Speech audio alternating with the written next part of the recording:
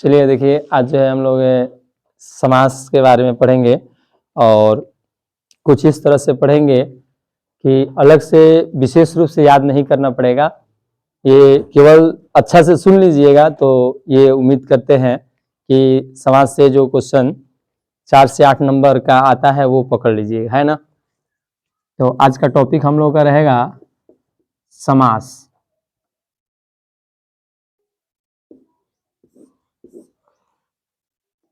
इसमें क्वेश्चन जो है 4 से कम जो है 4 अंक जो है एकदम निश्चित रूप से आता है और अधिकतम मान लिया जाए तो 8 अंक, क्योंकि क्वेश्चन एग्जाम में जो है डबल आ रहा है। तो यहाँ पे जो है समास जो है पहले जानते हैं। इसमें संधि जो होता है, संधि का कुछ उपयोग होता है, ठीक है। तो संधि में जैसे संधि कैसे जो है मूल रूप से कितने भेद होते हैं? 3, और समास के जो होते हैं 6 भेद होते हैं। अगर मूल रूप से कहा जाए तो वो जो है 4 ही होते हैं, ठीक है। तो समास ये संधि में हम लोग जानते हैं कि 2 वर्णों के मेल से जो विकार उत्पन्न होता है उसको संधि कहते हैं, और समास में जो होता है 2 या 2 से अधिक पदों का मेल होता है। जब 2 या 2 से अधिक पदों का मेल होता है तब उसे क्या कहते हैं? समास कहते हैं। समास का शाब्दिक अर्थ होता है संक्षेप। समास का शाब्दिक अर्थ जो होता है संक्षेप होता है। ये भी क्वेश्चन कभी कभी ऑब्जेक्टिव में देखने के लिए मिलता है। तो यहाँ पे अब तक हम लोग क्या जाने, समास में ये कितने पदों का मेल होता है? 2 या 2 से अधिक। समास के कितने भेद होते हैं? 6 भेद होते हैं। तो इसमें जो है 6 भेद कौन कौन है? ये तत्पुरुष समास, और याद है आप लोगों को अव्ययी भाव समास, अव्ययी भाव समास,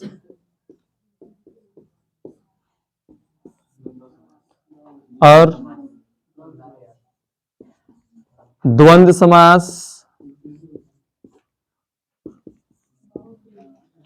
बहुब्रीहि समास, हाँ द्विगु भी होता है, बहुब्रीहि समास, द्विगु समास,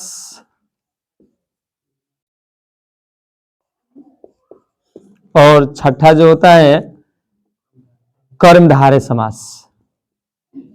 कर्मधारय समास।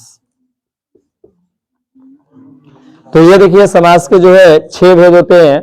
कुछ व्याकरण शास्त्री का मानना है कि ये जो द्विगु समास जो होता है ना, और कर्मधारय समास, ये समास के भेद के अंतर्गत नहीं आते हैं, है ना। कुछ व्याकरण शास्त्री का मानना है कि ये समास के भेद नहीं होते हैं। तो अगर इन दोनों को अगर हटा दिया जाए तो समास के जो भेद होते हैं ये मूल रूप से कितने होते हैं? 4 ही। तत्पुरुष समास, अव्ययी भाव समास, द्वंद्व समास, बहुब्रीहि समास। लेकिन केवल क्वेश्चन में आता है कि समास के कितने भेद होते हैं, तो आंसर क्या होगा? 6 होगा। और मूल रूप से कहेगा था 4, क्योंकि ये जैसा कि आप लोगों को बताया गया ये दोनों समास के भेद के अंतर्गत नहीं आता है, लेकिन कुछ ही लोगों का मानना है, सभी लोगों का ऐसा नहीं मानना है। ये जो कुछ लोग मानते हैं वो कहते हैं कि ये जो है तत्पुरुष समास के ही भेद है।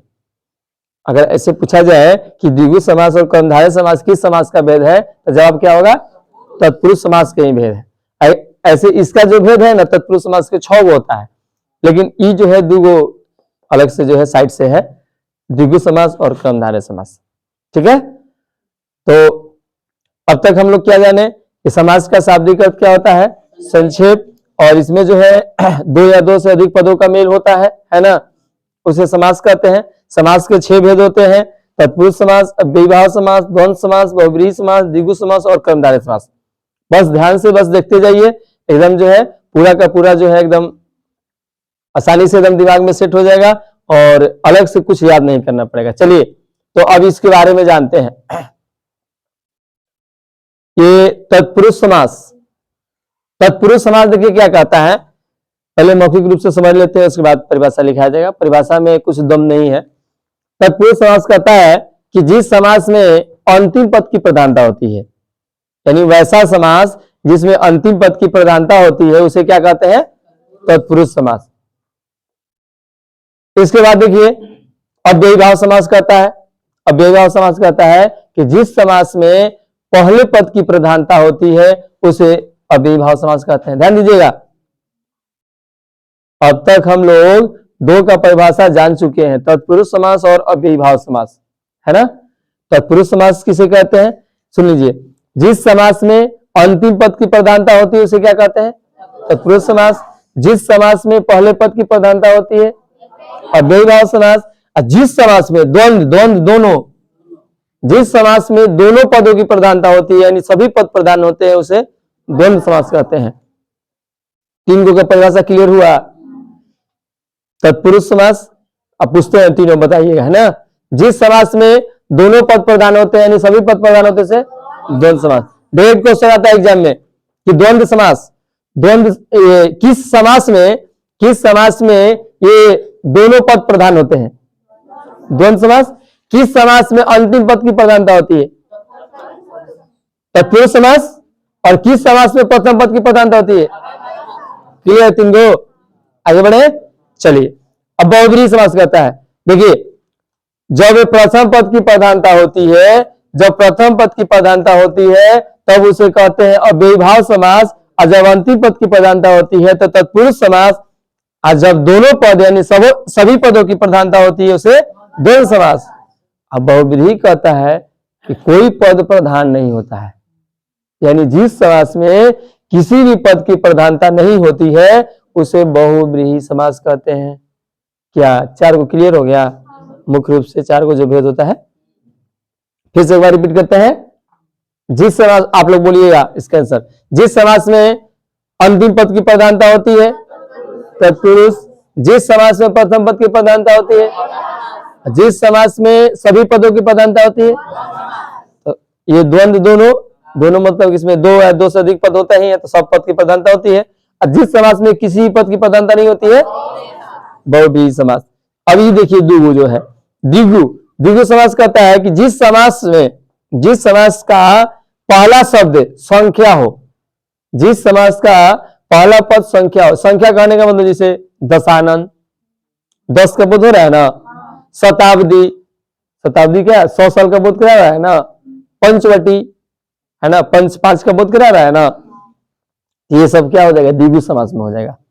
त्रिलोचन, त्रिवेदी, अठन्नी, चौवन्नी, 5 किलो, 5 हो जाएगा। 5 का बोध करा रहा है ना, मतलब जहां संख्या आ गया तो समझ जाइए कि द्विगु समास। ऐसे वो क्वेश्चन एकदम पक्का रहता है, द्विगु से दे देगा। पंचवटी किस समास का उदाहरण है? द्विगु। लेकिन जानते हैं यहाँ जो है थोड़ा सा कंफ्यूजन होता है, स्टूडेंट्स को कंफ्यूजन होता है। तो कंफ्यूजन आप लोगों को हम चाहेंगे कि वो कंफ्यूजन आप लोगों के साथ ना हो। कि पंचवटी बहुब्रीहि समास भी होता है। अब सर ये कैसे हो जाएगा, अब कैसे हम लोग पहचान करेंगे? नहीं, तो यहाँ पे ध्यान देना है कि जैसा कि अभी क्या बताया गया, आप लोगों को बताया गया कि कुछ व्याकरण शास्त्री का मानना है कि समास के मूल रूप से 4 ही भेद होते हैं, इसको भेद से अलग रखा गया है कुछ लोगों के अनुसार। ऐसे तो 6 होते हैं। तो जब ये दोनों ऑप्शन में रहेगा तो इसका वैल्यू खत्म, इसका वैल्यू देंगे। आप समझ में आ रही है? और जब दोनों में एगो रहेगा तब तो क्लियर है। बात समझ में आ रही है? जब द्विगु समास और बहुब्रीहि समास दोनों ऑप्शन रहेगा तो किसका वैल्यू देंगे? बहुब्रीहि का। इसको वैल्यू ना देंगे क्योंकि कुछ व्याकरण शास्त्री का मानना है कि समास का भेद नहीं होता है। बात समझ में आ गई? दशानन भी जो है ना, दशानन वो भी जो है बहुब्रीहि समास में आता है। ठीक है, तो अब यहाँ क्लियर हो गया ना।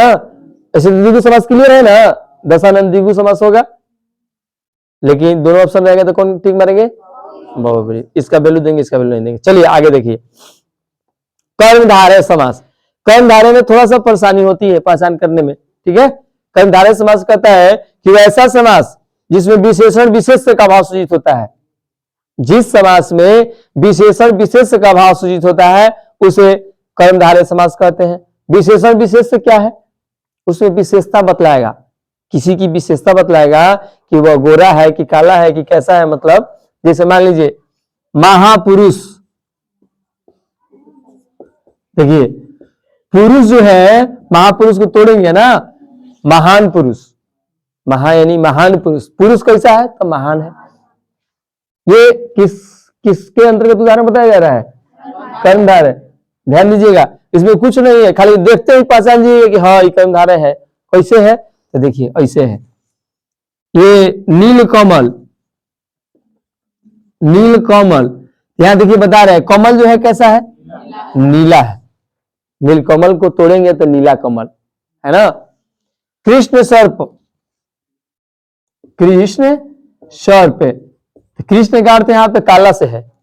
कृष्ण का अर्थ काला, वो कृष्ण नहीं जो गोवर्धन पहाड़ उठाए थे, वो कृष्ण भगवान नहीं। कृष्ण का अर्थ यहाँ क्या है? काला। और सर्प, सर्प कैसा है बता रहे हैं ना। कमल नयन, कमल नयन, ध्यान दीजिएगा, कमल नयन, कमल नयन, कमल नयन देखिए कह रहा है कि कमल के समान नयन, उसका आंख कैसा है? कमल की तरह है। तो बता रहे हैं नयन मतलब आंख, नेत्र, तो आंख कैसा है तो कमल के समान है। तो विशेषता बता रहे हैं जी, तो आंख ऐसा वैसा नहीं है, कमल के समान है, मतलब बहुत ही विचित्र है, मनमोहक है। नहीं, कमल के फूल जैसे ही हम लोगों को दिखाई देता है और कमल के फूल खिला हुआ है वहां पे, लेकिन वैसा भी फूल क्या कि जो सुलभ ना हो, नहीं तो उसकी क्या महत्व। लेकिन ऐसे लोग बात में उच्चारण कर देते हैं, कमल के फूल कहाँ खिलता है? कीचड़ में।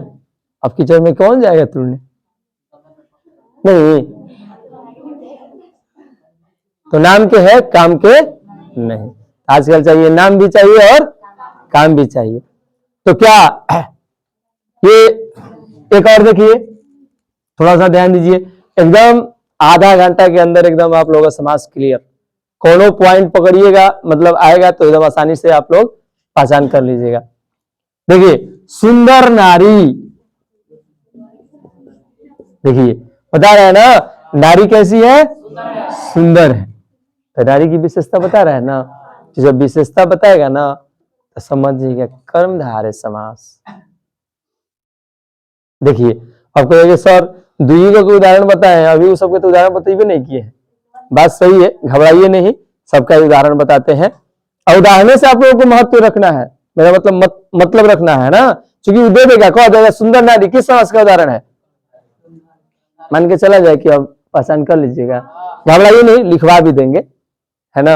अभी बस फेस टू फेस देखिए और जो है समझने का प्रयास कीजिए, क्योंकि समझा हुआ चीज जो होता है ज्यादा समय तक रहता है दिमाग में। एक बार घर पर जाके पढ़ लीजिएगा ना, फिर कहिएगा समाज से कहिएगा ऐ समाज आओ कहीं से हम देख ले तेरा। चलिए तत्पुरुष समास, तो ये बताइए एक बार फिर से रिपीट हम कर देते हैं छो के, ठीक है ना। और उसका थोड़ा एग्जाम्पल इसका समझ लीजिए, दो एग्जाम्पल समझ में आ गया ना। मान लीजिए कहा जाएगा चवन्नी, कौन समास होगा? द्विगु। चवन्नी चार का बोध कर रहा है ना, 4 आना के चवन्नी कहते थे पहले, 8 आना के अठन्नी। पहले बूढ़ पुण्य लोग जो थे ना, पूछिएगा ना उन लोगों से पूछिएगा तो जैसे मान लीजिए कोनो बात सही होगा ना तो पता है क्या कहते थे? 16 आना बात सही कहते रे बबुआ, है ना। अभी लोग क्या कहते हैं? 100% आधुनिक युग के 100% सही है। तो पहले 16 आना में 1 रुपया होता था, है ना। अब जो है हो गया पैसा जो है 1 रुपया में 100 पैसा, ठीक है। तो चलिए तत्पुरुष समास एक बार फिर से हम परिभाषा क्लियर करते हैं, ध्यान से आप लोग सुनिएगा केवल। तत्पुरुष समास कहता है कि वैसा समास जिसमें अंतिम पद की प्रधानता होती है। तो आप लोगों को ध्यान एकदम ये रहना चाहिए कि हाँ कौन समास में अंतिम पद प्रधान होता है? तत्पुरुष। किस समास में प्रथम पद प्रधान होता है? अव्ययीभाव समास। किस समास में सभी पद प्रधान होते हैं? द्वंद्व समास। किस समास में कोई पद प्रधान नहीं होता है? बहुब्रीहि समास। द्विगु तो स्पष्ट कह रहा है कि संख्या आएगा तो द्विगु हो जाएगा। अभी विशेषता समझिएगा, क्या मान के चला जाएगी परिभाषा 6 की याद होगी आप लोगों को। चलिए अच्छी बात है। चलिए तो अब इसका एग्जाम्पल देखते हैं जो कि ज्यादा महत्वपूर्ण है। दो का एग्जाम्पल तो समझ लिया हम लोग। तत्पुरुष समास, तत्पुरुष समास में अभी हम लोग जाने कि जिस समास में अंतिम पद की प्रधानता होती है उसे तत्पुरुष समास कहते हैं। क्वेश्चन मतलब ई नहीं है कि ई नहीं आएगा, ऐसे भी क्वेश्चन दे देता है कि किस समास में कोई पद प्रधान नहीं होता है, ऑप्शन दे देगा, 4 को लगता रहिए, बोबरी हो जाएगा ना। तत्पुरुष समास के जो है इसका मूल रूप से पहचान ये है कि उसको पहले तोड़ेंगे, मेरा मतलब है कि उसका अर्थ समझेंगे क्या कह रहा है। जैसे इसमें आगे 2 शब्द आता है, एगो समस्त पद एगो विग्रह आता है। समास में समस्त पद विग्रह आता है, असंधि में संधि विच्छेद असंधि। संधि में क्या होता है, मिल जाता है, विच्छेद में क्या हो जाता है, अलग होता है। संधि में मिले मिलपना होता है, पढ़े थे संधि हम लोग ना। तो समास में जो है क्या होता है कि इसमें 2 पद देखिए, उसके जगह पर कौन आता है, वो समस्त पद आता है और वो विग्रह आता है। समस्त पद और एगो जो आता है विग्रह। तो जब तोड़ते हैं ना, समास में जब तोड़ते हैं मतलब उसका अर्थ समझते हैं तो उसको विग्रह कहते हैं, और जोड़ते हैं ना तो समस्त पद कहते हैं। इसी को अगर अलग अलग कर देंगे ना, सुंदर नारी है तो सुंदर अलगे अनारी कर देंगे अलगे, है ना, तो वो क्या हो जाएगा, विग्रह हो जाएगा। और समस्त पद, अभी समस्त पद सब लिखे हैं, कमल नयन ये क्या रहेगा, अलग कर देंगे ना, इसका अलग करेंगे तो है कमल के समान नयन, है ना। चलिए तो यहाँ समस्त पद विग्रह समझ गए। जब जोड़ते हैं समास में तो उसको क्या कहते हैं, समस्त पद कहते हैं। समास में तोड़ने की क्रिया को क्या कहते हैं, विग्रह कहते हैं। और संधि में तोड़ने की क्रिया को संधि विच्छेद। कभी कभी समासो संधि में अंतर दे देता है, उम्मीद करते हैं परिभाषा एक हो जाएगा समास से संधि के एक अंतर समझ में आइए गया। संधि में जोड़ने की प्रक्रिया को संधि कहते हैं, समास में जोड़ने की प्रक्रिया को समस्त पद कहते हैं। समास संधि में तोड़ने की प्रक्रिया को संधि विच्छेद कहते हैं, और समास में तोड़ने की प्रक्रिया को, ठीक है, तो अंतर आएगा, लिख दीजिएगा क्या संधि समास में अंतर। चलिए आगे देखिए, तत्पुरुष समास। तत्पुरुष समास की मूल रूप से पहचान ये है कि अगर किसी शब्द का विग्रह करते हैं, तोड़ते हैं, तो कारक के चिन्ह आ जाता है। कारक के चिन्ह आप लोग 6 से 5 क्लास से पढ़ते आ रहे होंगे। कर्ता ने कर्म को करण से, संप्रदान को के लिए, अपदान से अलगाव, ये सब तो समझ रहे हैं, ये लिखवाना ना पड़ेगा, बस समझ नहीं ना कि लिखवाना पड़ेगा। संबंध का के की रारेरी अधिकरण में पे पर, तो चलिए तो वो अगर चिन्ह आ जाता है ना तो समझ जाइएगा कि तत्पुरुष समास होगा। जैसे देखिए पॉकेट मार, पॉकेट मार, ठीक है। अब बताइए पॉकेट मार किसको कहते हैं, जो पॉकेट को मारता है। पॉकेट को मारने वाले को ना पॉकेट मार कहते हैं जी, पॉकेट को मारने वाला, तो को आ रहा है ना, पॉकेट मार किसको कहेंगे, पॉकेट को मारने वाला। तो यहां देखिए जब इसका तोड़े अर्थ निकाले तो यहाँ पे कारक के चिन्ह आ गया, इसका मतलब कि तत्पुरुष समास होगा। थोड़ा थोड़ा समझ में आ रहा है।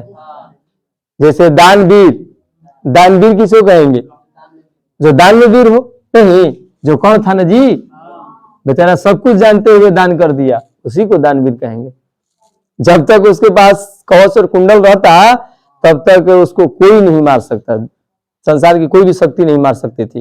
वो सूर्य भगवान से प्राप्त हुआ था कण को, हाँ, तो वो जो है ऐसा मानना था, कृष्ण भगवान जो थे, इंद्र भगवान थे, ये सब सोच रहे थे कि जब तक कवच कुंडल उसके पास रहेगा, कण के पास, तब तक जो है अर्जुन की जीत नहीं होगी, पांडवों की जीत नहीं होगी, है ना। तो इसलिए इससे पहले कि कवच कुंडल उससे जो है उसके शरीर से हटाना होगा। कवच कुंडल समझते हैं ना, कुंडल कान में पहनने वाला, और कवच यहाँ पे देखते हैं युद्ध भूमि में जब उतरते हैं ना तो पहन करके उतरते हैं।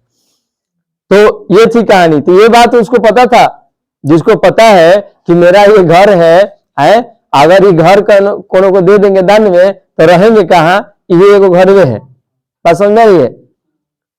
उतना जानते हुए कि अगर दे देते हैं तो समझिए कि वो दानिये ने कहलाएंगे। तो वही कर्ण के साथ हुआ था। कर्ण जानता था सब कुछ, लेकिन इंद्र भगवान जानते हैं, अर्जुन को अपना पुत्र मानते थे, और वो जो है क्या करते हैं कि ब्राह्मण का भेष बना करके पहुंच जाते हैं किनके द्वार पर, कर्ण के द्वार पर। कर्ण में वो खासियत थी ये कि जब वो सूर्य की उपासना करते थे ना, सूर्य भगवान की पूजा, तो उस समय अगर कोई आ जाता भिक्षुक ना, तो उसको क्या करते थे, खाली हाथों नहीं लौटने देते थे। इसी बात का फायदा उठाए इंद्र भगवान, है ना, भिक्षुक बनकर चले जाते हैं, और फिर वो क्या क्या कहते हैं, क्या धन चाहिए, बहुत सारा दे देता हूं धन, सोना चांदी जो भी चाहिए। ना, हाँ सोना चांदी ना चाहिए, हम क्या करेंगे, 1000 घोड़ा देते हैं तब, नहीं हमको घोड़ा कुछ दिन चढ़ेंगे फिर नहीं ऐसा कुछ। तो फिर ऐसे कहते फिर कहते हाथी दे देते हैं, तब वो कह रहे हैं कि नहीं चाहिए, हमारे सिरे ले लीजिए। अंत गुस्सा के कहते हैं कि हमारे सिर ले है, तो वो कहते हैं कि नहीं ऐसा हम पाप नहीं करेंगे। तब कहते हैं ऐसा ठीक है, घबराइए मत, मैं आपको कवच कुंडल देता हूं। तो तू कहते हैं पता है क्या, हाँ ये चाहिए। अब उसके बाद जो है वहां सोच रहे हैं कर्ण, भविष्यवाणी हो रही है कि कर्ण इस कवच कुंडल को आप मत दीजिए।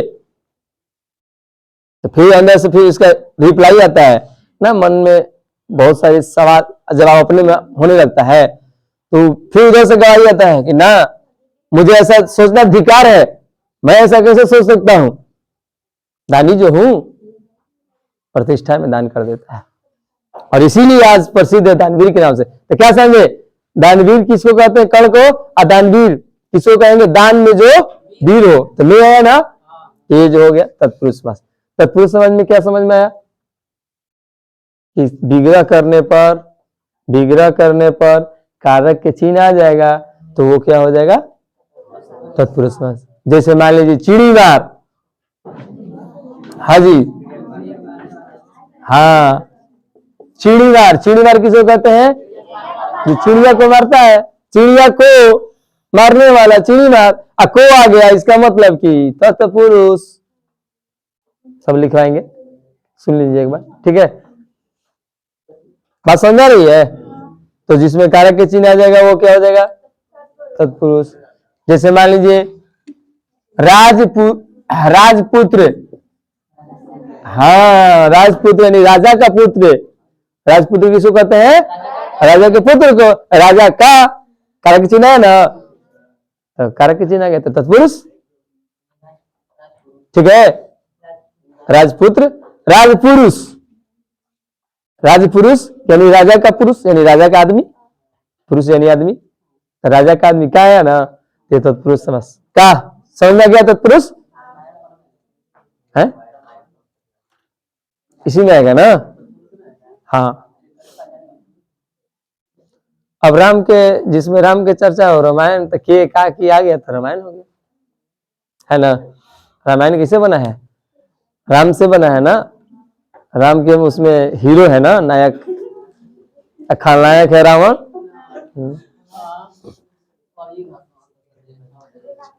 चलिए अव्ययीभाव समास। अव्ययीभाव समास के लिए आप लोग क्या करना है, इसका पहचान क्या है कि शुरू में अव्यय रहेगा या उपसर्ग रहेगा। सुनिए, शुरू में क्या रहेगा, अव्यय रहेगा चाहे उपसर्ग रहेगा। तो बात रहेगी अव्यय, जिसे मान लीजिए यथा एक अव्यय है ना, यथा शक्ति, ठीक है, यथा शक्ति। यथा क्या है, एक अव्यय है ना। अब अव्यय याद करना पड़ेगा, ध्यान रखना पड़ेगा। तो यथा शक्ति किस समास के अंतर्गत आएगा, अव्ययीभाव समास। जैसे मान लीजिए स्वागतम, स्वागतम को तोड़िए, सु प्लस आगतम, तो सु है ना, सु क्या है, उपसर्ग है, सु उपसर्ग है। तो जब उपसर्ग शुरू में आ गया तो समझिए कि वो अव्ययीभाव समास, ठीक है। तो उपसर्ग जो होता है प्र, प्रा, अप, सम, अनु, अ, नि, दु, सु, आ, बी, नी, ऐसा कुछ उपसर्ग है। तो ये वाला जो है ध्यान में रखना पड़ेगा, ठीक है ना। इसका पहचान क्या है, शुरू में अव्यय रहेगा चाहे उपसर्ग रहेगा। चलिए द्वंद्व समास, मतलब अलग से जानते हैं, किसमें याद करना पड़ेगा अलग से, मतलब उपसर्ग, ये उपसर्ग का मदद इसी में लेना पड़ेगा, बेभाव समास है ना। बाकी इधर में कोई टेंशन नहीं है, तो जानते हैं इधर जब टेंशन नहीं है तो पहले ही सबके छाटिएगा, आई सब में ना मिलेगा तो समझिएगा बेभाव समास है ना, बुझाया। जैसे मान लीजिए high clear, high clear, high clear, high clear, high clear, high ना क्लियर, उपसर्ग मान लीजिए ना याद है, थोड़ा देर के लिए मान लीजिए, तो हेले से पहले पहचान करते हैं, हाँ द्वंद्व समास, दोनों बहुब्रीहि समास, ऐसा कुछ इधर से क्लियर नहीं होगा तो समझिए कि इसी में क्या है। चलिए आगे बढ़े द्वंद्व समास में ना। द्वंद्व समास में जिस समास में दोनों पद की प्रधानता होती है, सभी पद प्रधान होते हैं। द्वंद्व समास जैसे माता पिता, भाई बहन, है ना। इसमें अव्ययभाव समास में एक और आता है, धीरे धीरे, एक ही तरह के अगर शब्द रहेगा ना तो ये अव्ययभाव समास में आता है ना, दोनों शब्द बराबर रहेगा ना तो अव्ययभाव समास। चलिए द्वंद्व समास, द्वंद्व समास में क्या होता है कि दोनों शब्द एक दूसरे को उल्टा होता है, दोनों शब्द एक दूसरे के उल्टा होता है। माता पिता, भाई बहन, चाचा चाची, काका काकी, दाल भात, वही चाचा चाची हो गया, हाँ लड़का लड़की इसी में। अरे दोनों एक दूसरे को उल्टा नहीं आ रहा है, भाई बहन। और आप लोग बताइएगा देखो सोच के, मामा मामी, लिट्टी चोखा, हाँ हो जाएगा। अरे चोखा के बिना लिट्टी ठीक ना लगेगा, दाल भात, समझ गए, ऊपर नीचे, बाएं दाएं, आगे पीछे। चलिए तुरंत क्लियर है जी। तो दोनों पद प्रधान होता है और दोनों शब्द एक दूसरे के उल्टा होता है, ठीक है ना। औरत आदमी हो जाएगा, चलिए ठीक है। बहुब्रीहि समास, बहुब्रीहि समास की परिभाषा हम लोग क्या जाने कि जिस समास में सभी पद, यानी कि कोई इसमें कोई पद की प्रधानता नहीं होती है ना, इसका पहचान देखिए क्या है, परिभाषा तो समझ गए ना। पहचान है कि वैसा शब्द जो देवता देवी, देवता देवी राक्षस शब्द का बोध कराएगा ना तो वो बहुब्रीहि समास होता है। जैसे लंबोदर, लंबोदर किसको कहते हैं, गणेश जी कहते हैं ना, तो गणेश जी के बोध हो रहा है ना जी, भगवान है ना। दशानन, रावण को जिसके 10 है आनंद, दशानन, समझ रहे हैं ना। हम बताते हैं ना दिव्या बहुब्रीहि में जो है ये दोनों रहेगा ऑप्शन में, तो कौन मारिएगा, बहुब्रीहि। अब सुनिए चंद्रशेखर है, चंद्रशेखर, जिसके शेखर पर चंद्र हो, चंद्रमा हो, यानी शंकर जी, और शंकर जी भगवान जी हैं, और भगवान जी हैं तो कौन समास, बहुब्रीहि समास। वीणा पाणी, सरस्वती माता कहते हैं ना, तो देवी माता हुई ना, तो देवी माता, देवता देवी कौन है में, बहुब्रीहि में। सब देवता देवी राक्षस सब आ जाएंगे बहुब्रीहि में, बाकी सब जहन्नम में। और दशानन, अरे दशानन किसको कहते हैं, रावण को ना कहते हैं। अब सुनिए चक्रपाणी, चक्र, हाँ विष्णु भगवान कहते हैं ना, इसी में आएगा। कुछ कुछ बुझा रहा है? तो जौना में जौन शब्द से देवता देवी राक्षस आदि शब्दों का बोध होता है वो बहुब्रीहि।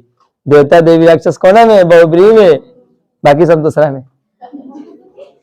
चलिए द्विगु समास, द्विगु समास कहता है, द्विगु समास कहता है, ये तो दोनों हो गया ना। तो आज के लिए इतना ही तक कर दिया जा रहा है, और बाकी जो है ये इसका परिभाषा और जो है इसका पहचान जो है देखना चाहते हैं तो नेक्स्ट वीडियो में देखेंगे हम लोग। ठीक कर दीजिए, ऑफ कर दीजिए।